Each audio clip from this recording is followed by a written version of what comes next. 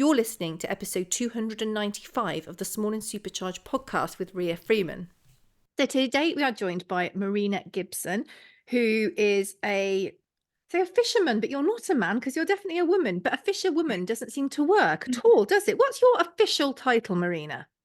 I have always said I quite like fisherman, just because then it doesn't sort of separate you from anyone really. You're just, you know. But the fashionable thing is to say fisher them or fisher person. So, but I'm not one of those. I'm a fisherman. But then sometimes I do refer to myself or someone else as a fisherwoman. So it's either or really. But No, thanks for having me. oh, no problem. In addition to being a fisherman, woman, oh gosh, it's getting worse. I've only just started. A fisherman. And Marina is also an author. You run an amazing charity and you do a whole lot of teaching around fishing as well. But this hasn't been your life forever, has it? So can you take us right back to the start? When and how did you get into fishing?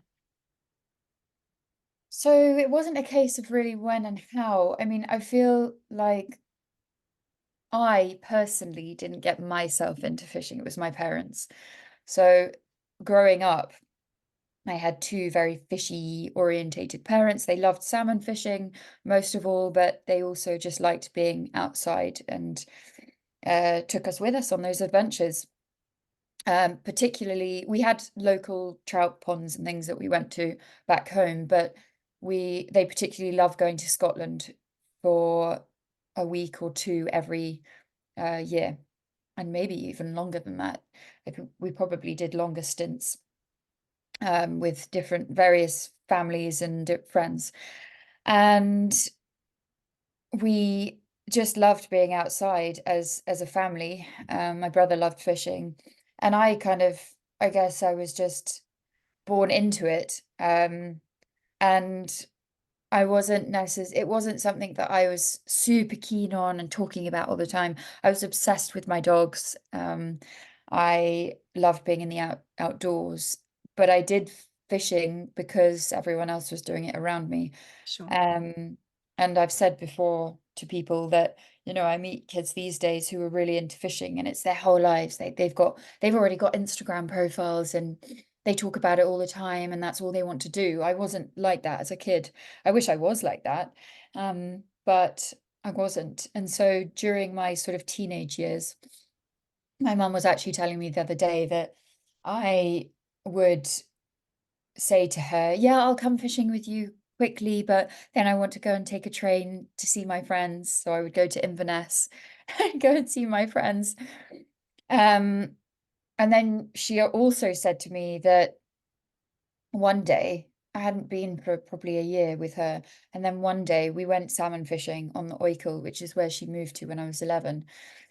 And this was probably when I was sort of mid-teens, and she took me fishing. And she said to me that after we finished that day, I turned to her and said, "That was so fun. I feel like that was the first time I could actually cast, and I was more confident than I was when I was younger." And but I couldn't even remember me saying that, to be honest. And then it was a bit of a hiatus when I was sort of late teens. I would probably fish with my mother once a year, but then it wasn't until I was 21 where I got my own fishing rods. And I think the only reason why I'm here today talking about my passion for fishing and the fact that I've turned it into a job was because I found it when I was not in a good place and I needed something, and fishing came back into my life. But this time it was more my passion and hobby rather than something that was kind of just not forced upon, because they never forced fishing upon me growing up, but it was not a group activity. It was me just going out and finding it for myself. And because I didn't have the support from my family or friends or gillies that I did when I was growing up, it was me on my own trying to rediscover it for myself, and also learning quite quickly, because that's all, that period between sort of actually pretty much my whole 20s. I was self-taught. I had been taught by gillies when I was younger, but that was really from 21. I was on my own and discovering so much about fishing that I would not have usually done because I had people helping me all the time. Sure. And we were talking just before we pressed record about how we were talking actually about it from a shepherding point of view in sheep management. Probably using all the wrong terminology, so apologies. I'm good with horses, but I need to improve my lingo with sheep and cows, that I'm surrounded by them. But not that long ago, these kind of I mean, obviously looking after sheep, being a shepherd is a job, but then, you know, being a fisherman is a job. But they were very male dominated spaces in terms of the terminology we used, and how, if people said, there's been a brilliant ad campaign, I cannot remember who ran it, but it's sort of, think of the CEO, did you think of a man? Think of this, did you think of a woman? And it's very much, I think of a shepherd, is it male? Think of a fisherman, are they male? Yes. We So should so do this advert, Ria. we should, yeah, it'd be brilliant, because I follow lots of like really impressive women on social media, particularly on Instagram, who are doing these jobs. Like they are, I mean, we talked about the Red Shepherdess, Hannah Jackson, but her name's Gallagher now because she's married. And other people who are just like your good self, but it's a it's quite a male dominated space, or at least it's perceived to be male dominated. So how has that worked for you when you started getting more into it? Was it difficult to find people similar to you? Because also, I think fishing particularly is generally associated with older men, whether that's true or not, but that's sort of I think the perception. So how can you sort of chat about that a bit? I think I do feel like when I first, because basically in my early 20s, so from 21 over the next couple of years since I turned 21, that was when I was like crazy mad for fishing.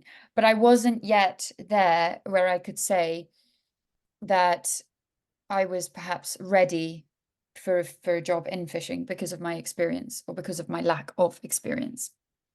And so I probably went out prematurely to try and find a job, and I was just looked up and down on various occasions and not given a chance. And I don't know whether that would have happened if I was a guy. I also wasn't born into, so basically, I was thinking about this the other day actually. So there we have a fishing industry where there are brands and companies and agents and lots of different companies that make up that industry. And I think this is the same with any other industry. If you're born into parents who are working in that industry, it's very easy to get into it. But I wasn't. So I was coming from a place of no one knew me, no one really knew my parents. Like maybe the gillies in Scotland knew my parents, for the couple of rivers that we fished. But no one knew who I was when I was trying to find a job. So, and there were occasions where I handed out my CV. I remember to 10 companies at the game fair. This was many, many years ago. And none of them gave me a chance. None of them gave me any advice. One of them just looked up and down at me and made me feel incredibly awkward. They had people in their on their stand, and they just all went silent, and Oh then my just gosh. all looked me up and down, and then that was it. They said they would look at my CV, but I never heard anything from them. So all these things this is a long time ago, and I don't know whether it would happen as much now because there are more women fishing, there are more guides, there are more instructors, so it's changing. But then again, I could say that women, once they have established a name for themselves, they probably get more attention than men. So Mhm. it's a double-edged sword, you know. Um, But I would say that if I back then, when I was trying to get into the industry or trying to make it my life because I loved it and adored it so much, that if I was a guy, it probably would have been easier for me to get in. But Yeah. I think once you're in, the upside for us women is that we probably get more attention. Some of that attention is actually not good attention, or attention that you don't want. But you do get lots of sort of support and social media. And I think, again, there's a bad side to that, because the men in the industry don't like that, or certain men don't like that. So Right. there's so many different variants, and so it's quite hard to navigate. And, for example, this is a prime example. So I met a guy the other day who I'd never met before, and he was talking to me. He came to talk to me about something that he sells. And we were talking about how, he was telling me how people were talking badly of us, of my husband and I, how we've taken on a beat on the Tyne, and how we're newcomers and we just sort of, come out of nowhere. And people are always going to say bad things about you. And almost, I just don't want to know. Like, if they've said bad things, don't tell me, because it makes me feel bad. So this guy continues and says, yeah, but you wouldn't have got to where you've got to without social media. And I said, I have worked really, really hard to get where I am. Social media has been a help to me, but strip that all away, and I'd still be here doing exactly what I'm doing, and I would still hopefully make a success of it.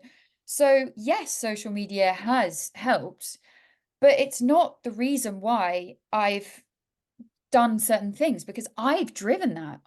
I've set up the school. That was nothing to do with social media. I set up the charity. That was nothing to do with social media, and it annoys me.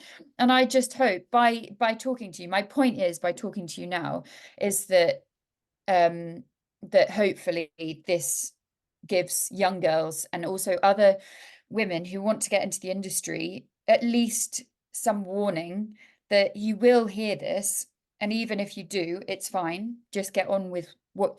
But then there's another piece of advice, actually, is that someone said that you're not going to please everyone. Just carry on doing what you're good at, and have and keep that belief system that you can do, you can achieve your goals, and don't be sort of put off by people saying nasty things, because it does suck. And it's just, yeah, it's just boring. But again, like, people who are in any industry who are doing something different and new, it only leads the path for others. And I hope that I can do that for others, how certain people have done that for me as well. No, definitely. I think it's interesting about social media, about what that interesting chap, let's call him that, said, because from what I can see from your social media, you've really brilliantly documented your journey. But that isn't that don't know how to word this eloquently. Um, but that isn't saying, you're leveraging it in a way that is promoting what you do, but not in a way that would allow you to do what you do. Do you know what I mean? Totally. Yeah, I've never really thought about it like that, but it's the chicken and the egg. Mm, And certainly the first thing that happens is that, let's say for example, I'm hosting a trip and I'm taking a group of anglers, and that is a work trip. Okay. So that happens first. Then when I get back, I put it on social media, and that might open up doors for something else. But I put in the work already to start with, exactly. and that's nothing Exactly. to do with social media. But yeah, again, like, it's circles around that maybe certain people have come on that hosted trip because of social media. So it does help. And it is an amazing tool, but it is also such a vicious tool as well, because it can come back, bite you in the ass. It can give people a reason to hate you or dislike what you're saying. And so I definitely, and when I was looking for a job in the industry, I was definitely very naive at that point, and I would post all my adventures without even thinking about what I was posting. And so I think that it's now I have to think about what I'm posting, and I really go back and forward and read my caption over and over again just to make sure I'm not going to offend anyone, or I'm not going to put myself in a difficult position. So it's changed immensely, and for me it's a work tool. It's nothing more, because I've been bitten so much and things have come back to me that I have to be super careful now. And that's sad, but at the same time, I understand that, because fishing is my passion, but it's also my my whole career. So if I was a hobbyist, if fishing was just a pastime for me, then I could perhaps be a little bit more sort of, I don't know, relaxed about the whole thing. But yeah, it's a difficult one. When did you start to get kind of pushback on social media about what you were posting, or about what you were doing? Because obviously that, I think it's fair to say, that's something that really has affected you in terms of what you post and how you operate. I mean, who, not naming names obviously, but who are the people that kind of had issues in terms of, was there like a demographic? Was there a, what sort of negativity have you experienced online? Um, so actually, this is really funny. I'm giving you quite a lot of juicy gossip here, but I'm not going to name I am names. loving it. Yeah, don't name names because I don't need that in my So life. basically, so basically, there's a man in the industry, and he's done quite well over the years. He's very established. Um, but I've always heard him speak badly about me. And last year, I heard that I went to this place, um, a fishing destination, and this man had sent the people I was fishing with saying, "I can't believe you swooped that low to invite an influencer to your fishing destination." And then guess what happens the other day? So I take this on the chin and I'm like, fair enough. He really doesn't like me, but there's no reason why he doesn't like me other than the fact maybe I'm the generation who have come into the fishing industry on social media. And Also, then I get a message the other day from him asking me to do something for him. Like, oh, could you connect me with such and such? I need something for tomorrow because I'm doing this. And I haven't spoken to him for years. And I and just read it and I don't reply, because I'm not like, I count myself as a relatively nice person, and I have great friends and I love them dearly. And I don't go out to mess people around intentionally, but I'm definitely not, like, I suppose, and this is, I mean, it's quite sad really, but I've been hurt in the past, and there's so many occasions where I hear people bitching about me, and I've got lots of names, but then when they come and ask me for something, it's mm, like, what? How could you do that? Like, if I don't like someone, or if someone has hurt me, I would never go up to them and then use them for something. no. But also, it's so interesting that he was using the fact that you're an influencer negatively. And also, I would say you are an influencer. Anyone, in theory, with a social media account is, but you're an influencer because of your skill and what you've done. Therefore, you're an influencer. You're not an influencer that's trying different hobbies. Do you know what I mean? It should be really positive for the fishing industry as a whole to be seeing it in a more modern, accessible, actually, light. That's really positive for the industry as a whole, surely. Yeah, that's true actually. And I've always, when people have referred to me, let's say they introduce me to someone and they say, "Hi, this is Marina, she's an influencer."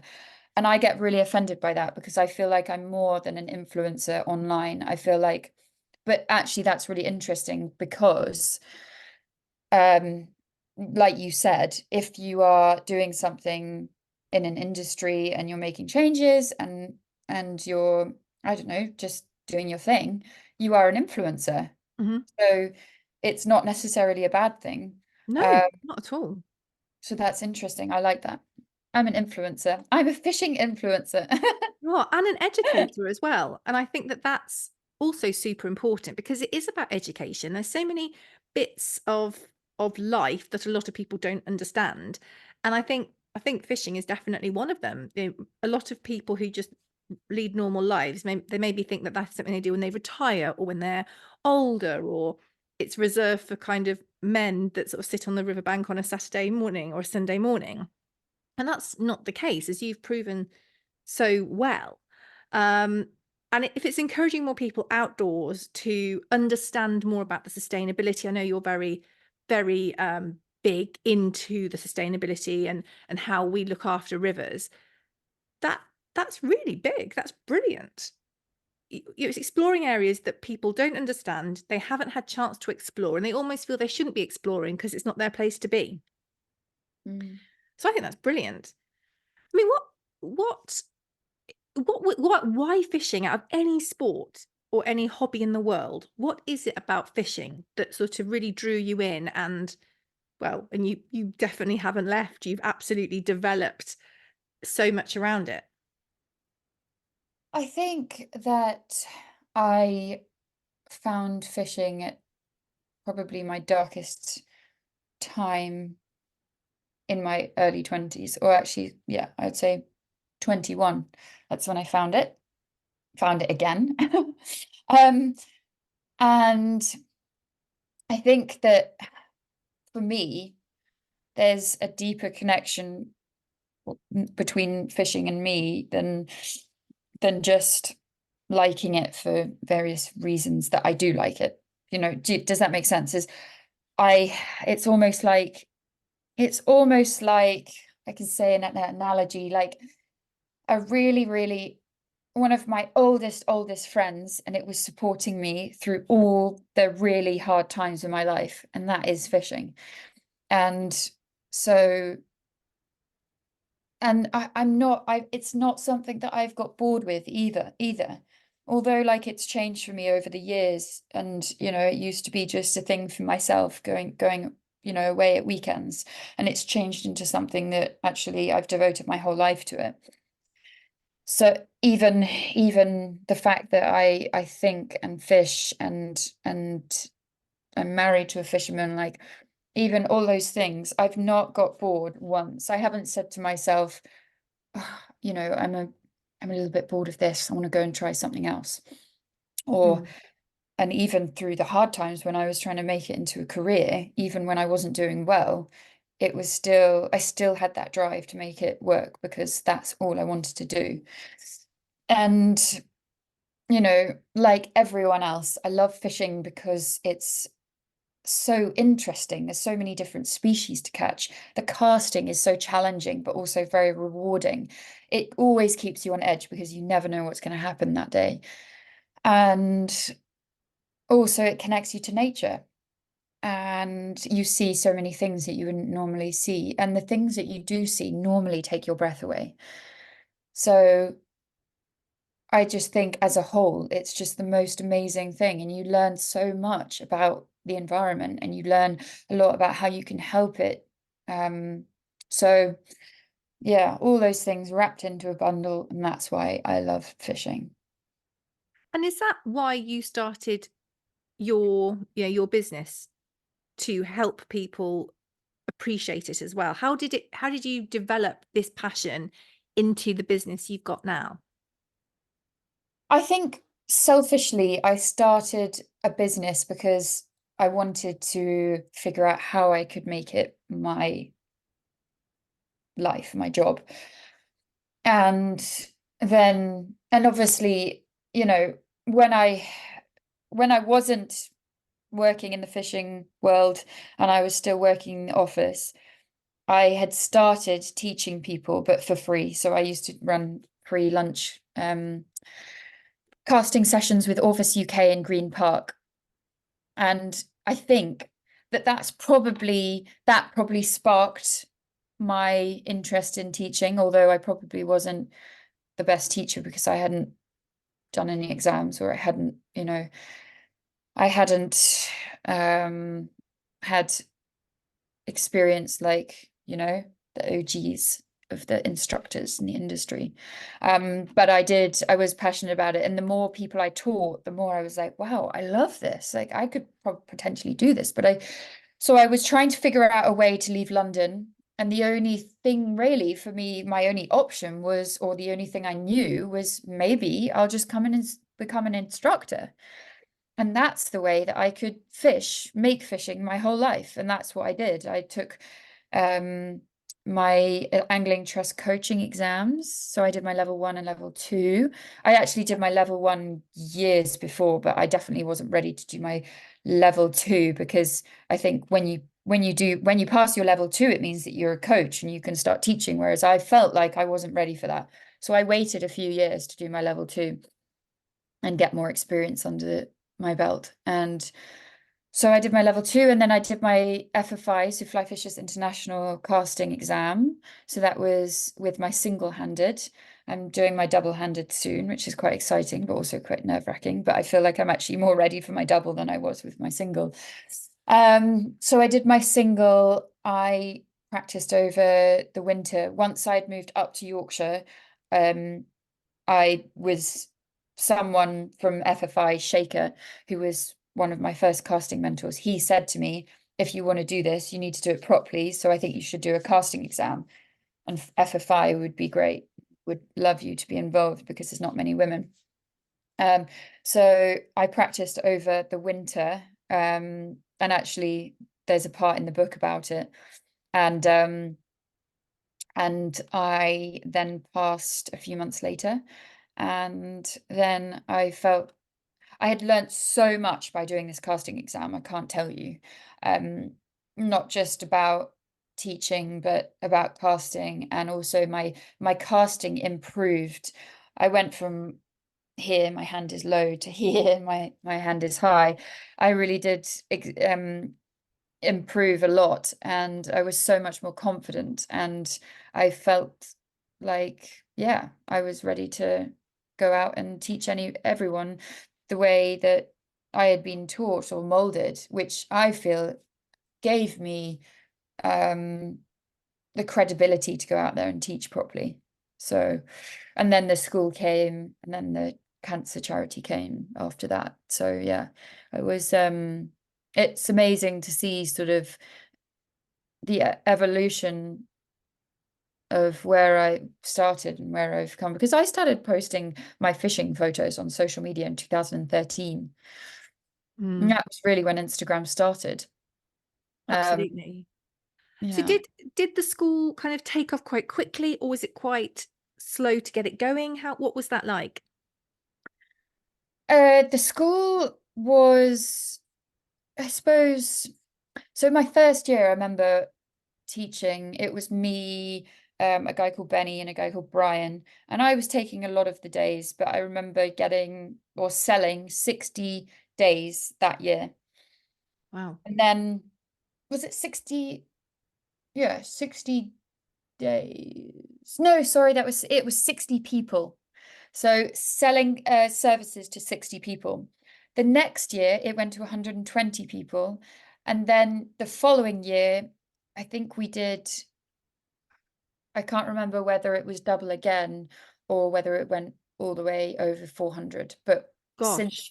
since the year that we did 400, we are teaching more than 400 people every year, and that doesn't include the Cancer and Pisces days, which are 20 people every month from May to October, Oh and it my doesn't gosh. include any of my days on the River Test with 16 people a day.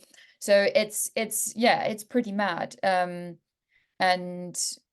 I couldn't do it without my guides and instructors at the school, because they are brilliant, they're amazing, and they're so good with people, and they're very good instructors. And I would never be able to have grown my business without them.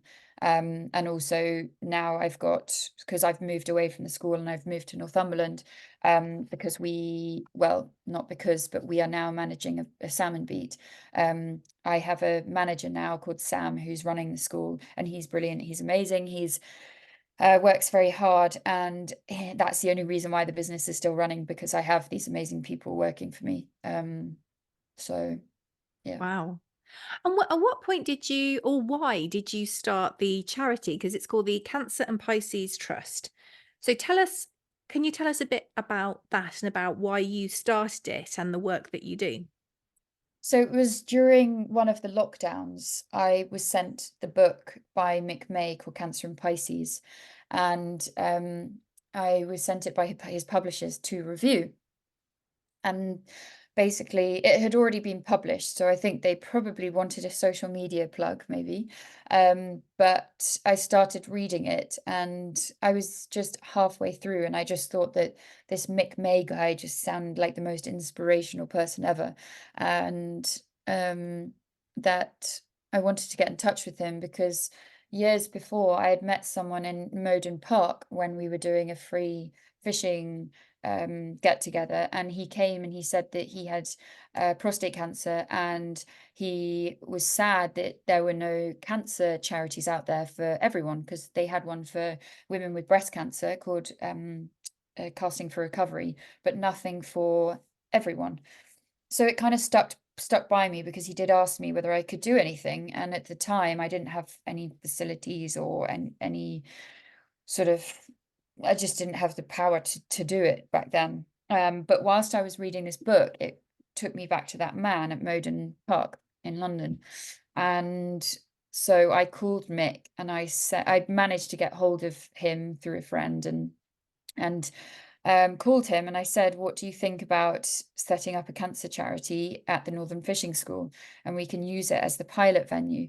And so basically from that point onwards, we as in the trustees, so basically over the, I think we worked for a few weeks, and I set up the website on Wix, and I was doing all that in the background. And then Mick said to me that a few weeks later, he said, I think that we should round up a board of trustees Hmm. to sort of keep us on the straight and narrow. And basically, he formed this most amazing trustee group, and lots of his friends were actually mutual family friends of mine. So, Oh. and weirdly, Shaker, who I had mentioned before about my casting mentor, he lived next door to Mick Oh, almost wow. his whole London life, and he became one of the trustees, as well as Ash Oh. Wyndham, who is our chair. And I've known Ash since I was really young, and I used to babysit his trustees, and he was one of Mick's best friends. Oh my So gosh. there was a crazy thing that happened, and it was all like, this is meant to be, this was really meant to be. So we launched Northern Fishing School, the pilot venue, Cancer and Pisces, and then after that, after it was a success, we then opened up another one in the south, at Holbury Fishery, and we're just about to open up our third one in Guildford in May. And basically, we've been supported by various charities. So we offer these free fishing centres every month between May to October in different places now in the country. But we also team up with the amazing Maggie's Cancer Centres, and also Teenage Cancer Centre. And from this year onwards, we'll be collaborating with even more charities to reach more people. Wow. And what I would say right now is that if you're listening right now, and if you know anyone who has cancer, or who has been through cancer, or has lost someone to cancer, or has been affected by cancer, then please get in touch with us. Visit our website, cancerandpiscestrust.com, and please spread the word, because we are reaching out to a lot of people, especially by linking up with these charities, but we could do more, and we can always benefit from having new members, and the membership is free, so it's all free. You just get to turn up. We've got the equipment, even if you've never done it before. So cool. Such a lovely thing to do as well. And especially if you're moving around the country a bit more and you've got different venues, it makes it even more accessible, doesn't it, to even more people? Yes, absolutely. And we basically, wherever we set up a Cancer and Pisces, it has to be quite close to a Maggie's. Right. They were our first collaboration, and they have sent, I mean, Northern Fishing School, so many people are from Maggie's as well as Albury, so they really have supported us. And so whenever we set up Cancer and Pisces Centre, it's within, I would say, within half an hour to an hour from a Maggie's Centre, so that we can benefit from that, but also send people who come to us who might need Maggie's as a support for them. So yeah, it's worked very well, and we're really excited to grow. And we did a fundraiser last year, which enabled us to open up a new centre and be able to run those 3 together for the next 2 years, and then we'll have to fundraise again. But it's exciting, and we've got an amazing team behind it, and we have amazing volunteers, great instructors, and yeah, so it's growing, Very and we cool. just look forward to welcoming more people. Definitely. And another thing you've been up to is you've written a book, which has only, we're recording this in April, but it'll be out in May. So it'll be last month, because it was about the 4th of April, something like that. It was released, wasn't it? So Yes. can you tell us a bit about your book? What made you write it? What's it about? If anyone hasn't heard about it, I mean, I'm sure they have, but let's just pretend. I hope they haven't, so they could buy one. Yeah, absolutely. That's an even better one. We'll have a big plug at the end for where you can get them. Amazing. So basically, Tris Payne from an agent, he contacted me to ask me if I wanted to Zoom, and because he thinks that there's potential in TV. So this was not even about the book. So he called and we had a Zoom, and he said, after we had spoken, he said, "Have you ever thought about writing a book?" And I said, "Well, there's been a couple of meetings. I remember, I think it must have been 7 years ago, 6 years ago, I had a meeting with Penguin, and they were quite excited about a fishing book, but we had that one meeting and then it never went anywhere." So he said, "Well, I want to put you in touch with our literary agent, and let's see whether there's anything in this." So then I went to meet Adam, who basically said he thinks that, he's positive and he thinks that there is something in it. So we basically wrote a proposal, and we had our first offer within 2 hours from Hodder. And I didn't know anything about this, but basically when you go out and propose something and send it as a press release to all the publishers, that you can either accept the offer, or it goes out and publishers bid for the book. Right. And basically we took the first offer, and then my agency was so excited that they then decided, okay, we're going to go to US and see whether they want it. Within the first day, we had accepted an offer from Simon and Schuster, who are now Scribner, or Scribner is part of Simon and Schuster. So Schuster. So it all went very quickly. We also have a German edition coming out next year, and a Taiwan edition coming Right. out Wow. at some point. So and then it was from one day to the next, it was, okay, you're writing a book, start. And so I had to basically decide what I was going to write about. And actually, the book from the beginning was always called Hooked, but the structure was always Cast, Catch and Release. And actually, do you know what? I lie. When we pitched the idea to the publishers, it was actually every single chapter was about a different fish. So it was nothing like the book itself. And so it would have been quite interesting. I think it would have been just more fishing orientated, whereas Hodder came to me and said that they wanted something a little bit more personal, because there are fishing books out there, but actually to hear my story was more interesting to a broader audience rather than just the fishing audience. And really, what I'd love to say is that the book is not written for anglers. It's written by an angler, and there are fishing stories in there. And a lot of the book is about the Atlantic salmon and how amazing they are as a species, but there are so many personal stories, and so you'll get to know me a bit better than just my Instagram feed. And it's I hope a relatable book for a lot of people, and maybe it will sort of inspire certain people who are thinking of giving up their 9 to 5 job, which doesn't make them truly happy, that maybe it will spur them on to do something that does. I love that. And that came out a few weeks ago. How is it? How has it been launching a book? Really strange. I mean, I didn't I had no idea what it was going to be like or what I needed to do.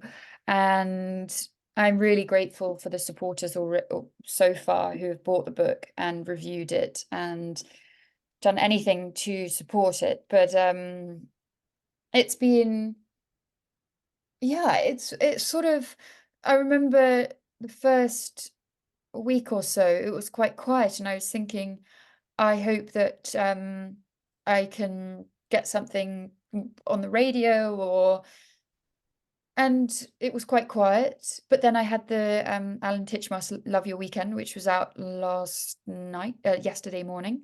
And then the book went from, I think it was over 15,000 or maybe 20,000, and it went I think it was 432 books on Amazon.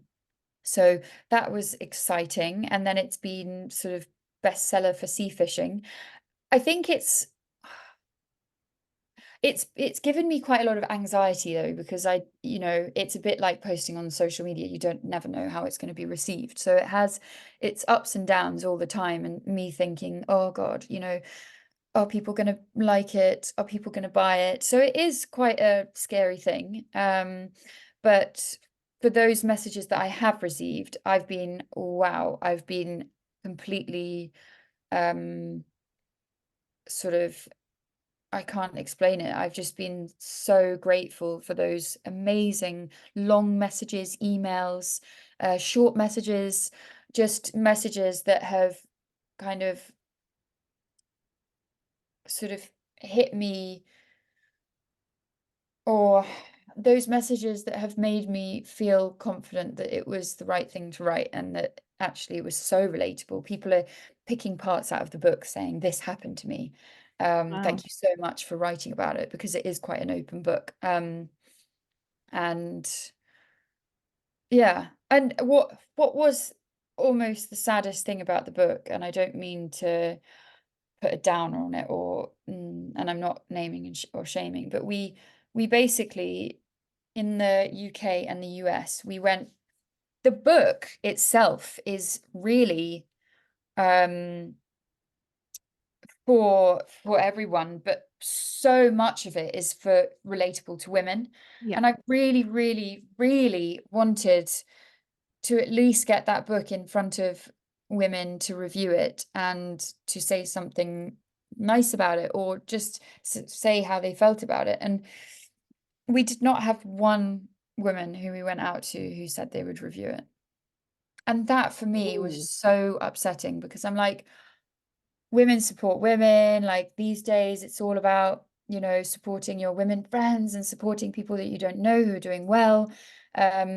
And this was, for me, such a vulnerable moment, because I was going out to people, asking people to review it, and it was just the men who came back. And almost every single guy who we sent it to or asked if they would review it said yes.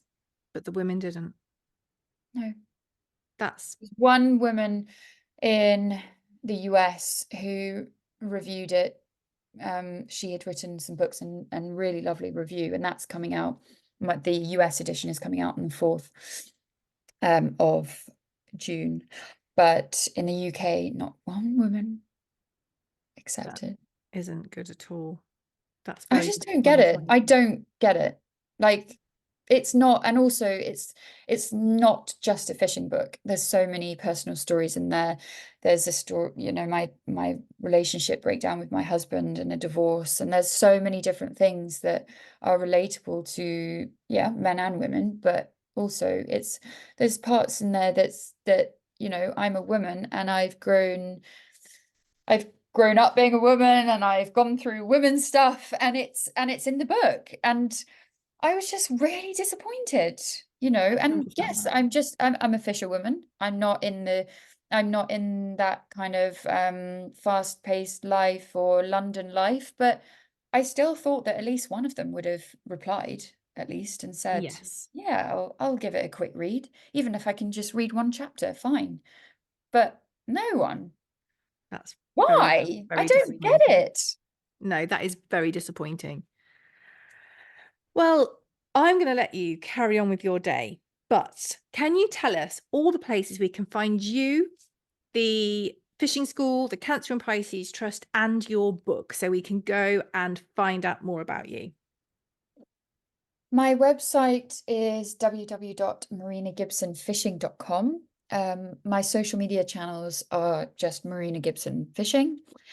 And Cancer and Pisces is cancerandpiscestrust.com. Oh, sorry, .org, of course. And then Northern Fishing School is northernfishingschool.com. And then also we run a salmon beat, which is bywellsalmonfishing.com. So if you ever want to go salmon fishing, I've got ladies' days coming up this summer.